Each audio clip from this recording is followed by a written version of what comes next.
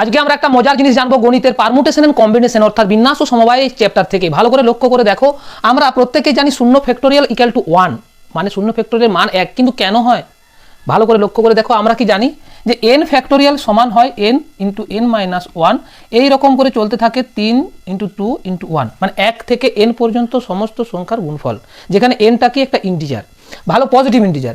এবারে লক্ষ্য করে দেখো যে আমরা যদি ঘুরিয়ে করি, ধরো 5 ফ্যাক্টোরিয়াল, এটা মানে কি 5 গুণিত 4 গুণিত 3 গুণিত 2 গুণিত 1। আচ্ছা, এইটাকে আমরা কি বলতে পারি না 5 ইন্টু 4 ফ্যাক্টোরিয়াল। বুঝতে পারলে না পারলেনি? নিশ্চয়ই পেরেছো। তাহলে আমরা যদি ঘুরিয়ে করি 4 ফ্যাক্টোরিয়াল, তাহলে কি হবে না 5 ফ্যাক্টোরিয়াল বাই 5। বুঝতে পারলে? তাহলে 3 ফ্যাক্টোরিয়াল হবে 4 ফ্যাক্টোরিয়াল বাই 4। ঠিক 2 ফ্যাক্টোরিয়াল হবে 3 ফ্যাক্টোরিয়াল বাই 3। 1 ফ্যাক্টোরিয়াল হবে 2 ফ্যাক্টোরিয়াল বাই 2। ঠিক 0 ফ্যাক্টোরিয়াল হবে 1 ফ্যাক্টোরিয়াল বাই 1, অর্থাৎ 1 ফ্যাক্টোরিয়াল মানে 1 বাই 1 ইকুয়াল টু 1। আশা করি বুঝতে পেরেছো, কোনো জটিল বিষয় না, যদি কনসেপ্ট তোমার ক্লিয়ার থাকে। ধন্যবাদ।